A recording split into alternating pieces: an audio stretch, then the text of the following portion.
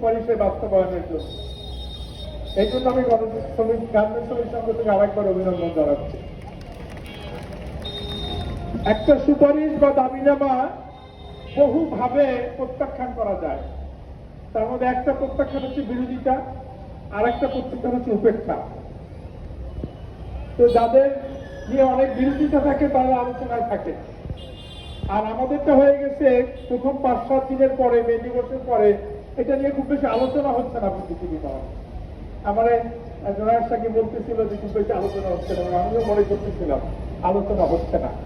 কারণ এইটাই হচ্ছে বাংলাদেশের বাস্তবতা, যে শ্রমজীবী মানুষের রক্ত নিয়ে যেমন আলোচনা হয় না, ঘাম নিয়ে আলোচনা হয় না, উন্নয়নে তাদের অবদান নিয়ে আলোচনা হয় না, সংগ্রামে, স্বাধীনতায়, শান্তিতে তাদের অবদান নিয়ে আলোচনা হয় না, ঠিক তেমনি তাদের দাবিনামা নিয়ে, তাদের সুপারিশ নিয়ে আলোচনা হয় না, যতক্ষণ পর্যন্ত না তারা রাস্তা অবরোধ করে চলাচল বন্ধ করে।